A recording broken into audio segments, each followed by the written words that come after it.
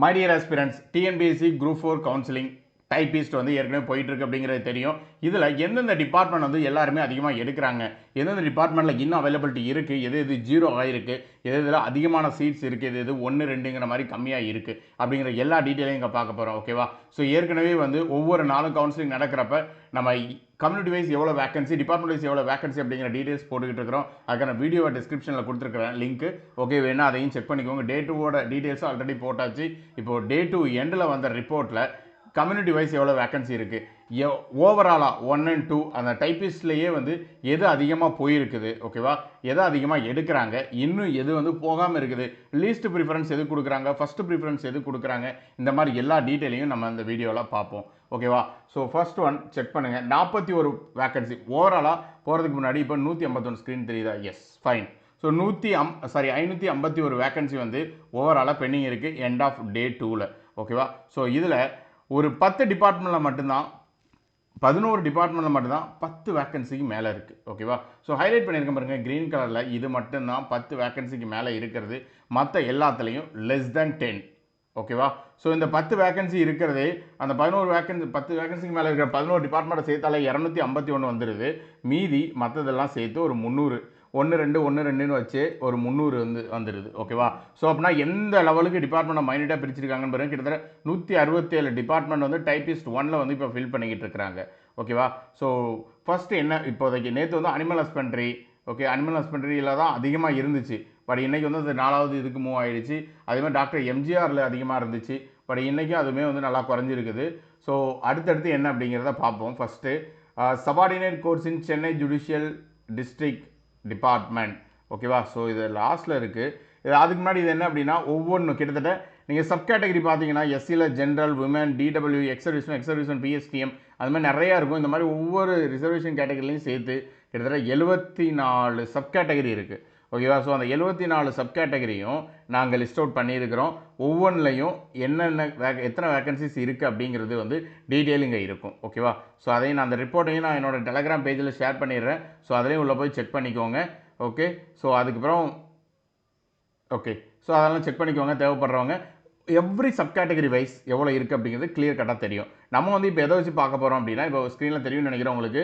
Last column இருக்குது பாருங்கள். Last காலமில் வந்து ஒவ்வொரு டிபார்ட்மெண்ட் வைஸ் எவ்வளோ வேகன்சி இருக்குது அப்படிங்கிறத மென்ஷன் பண்ணியிருக்காங்க. ஓகேவா? ஸோ 41 வேகன்சி இருக்குது.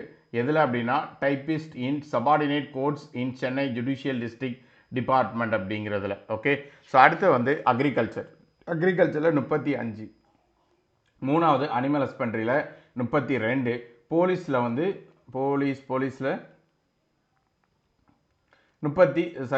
வந்து 26. ஓகேவா? ஸோ தெரியும்னு நினைக்கிறேன் உங்களுக்கு. ரோ நம்பர் 5 போலீஸ்க்கு வந்து 26 இருக்குது.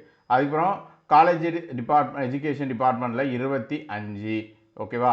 ஸோ இதுலேயுமே சப் கேட்டகரி வைஸ் நீங்கள் பார்க்கணுன்னா நான் ஏற்கனவே சொன்ன மாதிரி என்னென்ன அப்படிங்கிறது உள்ளே கிளியர் கட்டாக இருக்குது.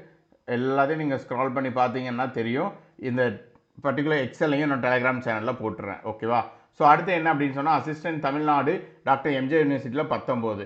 ஓகே, டைப்பிஸ்ட் இன் கோஆப்ரேஷன் டிபார்ட்மெண்ட்டில் 17, செக்ரட்டரியேட்டில் வந்து அதர் தன் ஃபினான்ஸ். ஓகேவா? அதர் தன் ஃபினான்ஸ், இதில் ஃபினான்ஸ் அதர் தன் ஃபினான்ஸ் 2 இருக்குது, நோட் பண்ணிக்கோங்க. அதில் 15.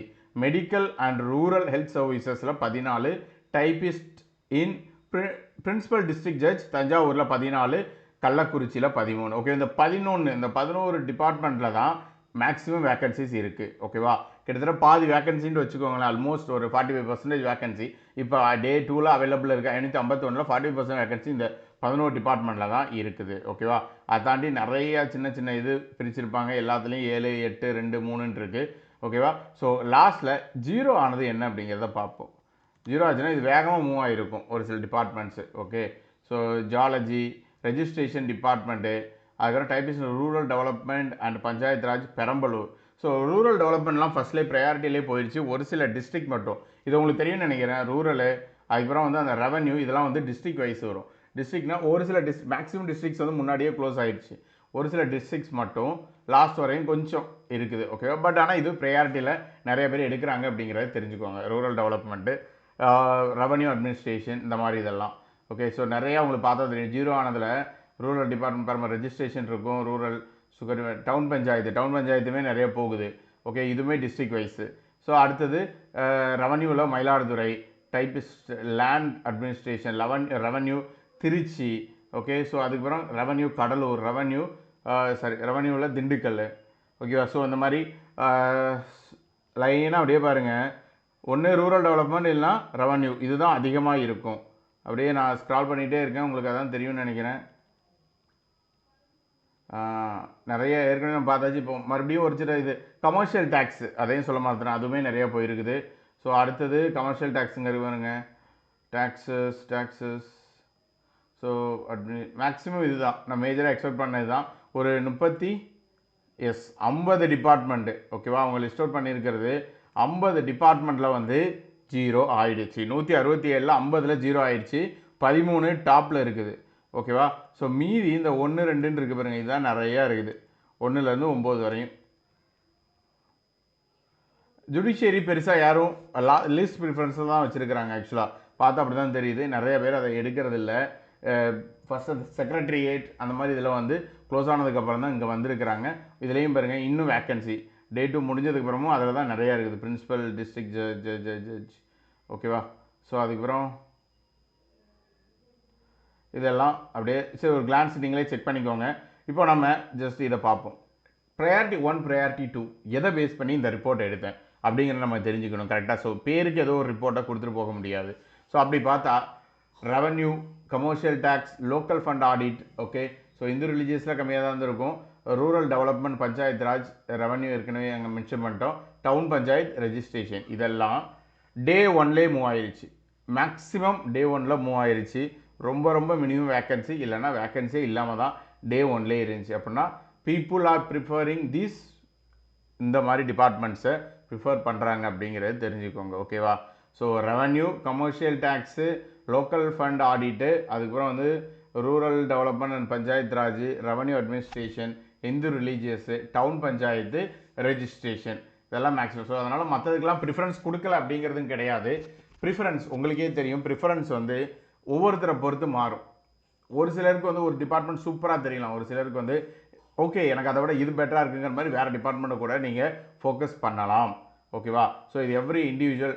பட் இது வந்து மேஜராக எதுக்கு போயிருக்காங்க அப்படிங்கிற. ஸோ இங்கே ஹைலைட் பண்ணியிருக்கிறது தெரியல. Okay fine. ஸோ இந்த எல்லோ கலரில் இருக்கிறதெல்லாம் டே 1லே மூவ் ஆயிடுச்சு, 0வும் ஆயிடுச்சு.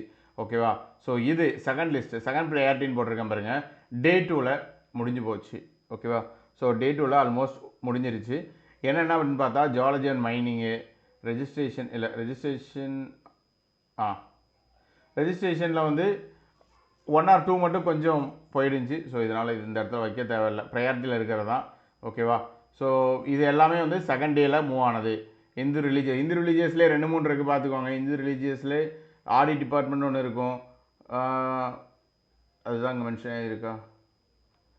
ஓகே, ஸோ நான் இதை இன்னொன்று காட்டுறேன். இங்கே உள்ளே போனீங்கன்னா உங்களுக்கு தெரியும் இந்து ரிலீஜியஸில் எத்தனை இருக்குது அப்படிங்கிறது. ஸோ அதில் ஆடிட் டிபார்ட்மெண்ட்டு ஃபஸ்ட் டேயில் மூவ் ஆச்சு. ஓகேவா, ஸோ மற்றதெல்லாம் இந்து ரிலீஜியஸில் 2-3 இருந்தது, கொஞ்சம் ஸ்லோவாக தான் மூவ் ஆச்சு. அங்கே இருக்குது பாருங்கள், சேரிட்டபிள் என்டோமெண்ட்ஸ் டிபார்ட்மெண்ட்டு. ஓகேவா, ஸோ அதில் இன்னொன்று நோட் பண்ணுங்கள், சிஎஃப்சி ஆடிட் டிபார்ட்மெண்ட்டில் இந்து ரிலீஜியஸில் முடிஞ்சிருச்சு. அதில் சேரிட்டபிள் என்டோமெண்ட் ஏற்கனவே இருந்ததே வந்து உங்களுக்கு கேரி ஃபார்வர்ட். சிஎஃப்சி ரெண்டுக்கும் தெரியணும். சினா கரண்ட்டு, சிஎஃப்சினா கேரி ஃபார்வர்டு. ஏற்கனவே கேரி ஃபார்வர்டு ஆனது, அதாவது அப்போது பெருசாக டிமாண்ட் அதுக்கு இல்லாதனால தான் கேரி ஃபார்வர்டு ஆகிருக்கும். ஸ்டில் வந்து அந்த ஒரு இதில் தான் இருக்குது அப்படிங்கிறத தெரிஞ்சுக்கோங்க. ஓகேவா, ஸோ அடுத்தது லேண்ட் அட்மினிஸ்ட்ரேஷன் ரிலேட்டடாக இருக்கிறது செகண்ட் ப்ரையாரிட்டியில் வச்சுருக்காங்க. Ex service and welfare board. Okay, so அதுக்கப்புறம் லேண்ட் ரிஃபார்ம் ஏற்கனவே, children welfare, Tamil Nadu sales tax appellate. இது எல்லாமே வந்து இதர் ரொம்ப மினிமம் வேக்கன்சி செகண்ட் டேயில் இருந்திருக்கும், இல்லை செகண்ட் டேயில் க்ளோஸ் ஆகிருக்கும். ஓகே, ரெஜிஸ்ட்ரேஷன் டிபார்ட்மெண்ட் விட்டுருங்க, மற்றது அந்த இந்து ரிலீஜியஸ் ஆடிட்டும் விட்டுருங்க. மற்றது எல்லாமே இது ஏற்கனவே செகண்ட் டே ஸ்டார்ட் ஆகிறப்ப ரொம்ப கம்மியாக தான் இருந்துச்சு. மற்றதெல்லாம் செகண்ட் டேயில் ஓரளவுக்கு இருந்துட்டு செகண்ட் டேயில் கம்ப்ளீட் ஆகிடுச்சு. So it was in second priority. First ப்ரையாரிட்டியில் இருக்கிற இந்த இதெல்லாம் இல்லை அப்படின்னு சொன்னால், கிடைக்கலன்னா மக்கள் வந்து அடுத்தது செகண்ட் ப்ரையாரிட்டியை நோக்கி போகிறாங்க அப்படிங்கிறத தெரிஞ்சுக்கோங்க. ஓகேவா, ஸோ டே 2 ஆல்மோஸ்ட் வந்து உங்களுக்கு டே 2 கம்ப்ளீட் ஆயிடுச்சு அப்படிங்கிறது தான் தெரியணும். ஏன்னா மேஜரானது எல்லாமே போயிடுச்சு. ரொம்ப மினிமம் வேக்கன்சி பிசி எம்பிசிக்கு நம்ம சொன்ன மாதிரி போன வீடியோலேயே சொல்லியிருந்தோம், நிறைய கமெண்ட்ஸ்லேயும் மென்ஷன் பண்ணியிருந்தோம். பிசி எம்பிசிக்கு டே 2ல் ஆல்மோஸ்ட் க்ளோஸ் ஆகிடும், இல்லைனா ரொம்ப மினிமம் வேக்கன்சி ஒரு ரொம்ப ரொம்ப கம்மியான வேகன்சி அடுத்த நாள் காலையில் வந்ததும் குயிக்காக மூவ் ஆயிரும் அப்படிங்கிற மாதிரி சொல்லியிருந்தோம். ஸோ அதே தான் டே 3ல் ஆல்மோஸ்ட் மார்னிங்கே வந்து க்ளோஸ் ஆகிருக்கும் இப்போ. ஸோ கொஞ்ச நேரத்தில் அதுக்கான வீடியோவுமே வந்து இது டிஎன்பிஎஸ்சி ரிப்போர்ட் வரையும் வெயிட் பண்ண முடியாது. நான் உள்ளே போயிட்டு டேட்டா எடுத்துகிட்டு டிஎன்பிஎஸ்சியோட யூடியூப் சேனல்லேருந்து டேட்டாவை எடுத்து நான் வந்து டிஸ்பிளே பண்ணுறேன். ஓகேவா? So thank you. வேறு எதுவும் டவுட் அப்படின்னா கிளாரிஃபிகேஷன்னா கமெண்ட் பண்ணுங்கள், ஆன்சர் பண்ணுறேன். தேங்க்யூ.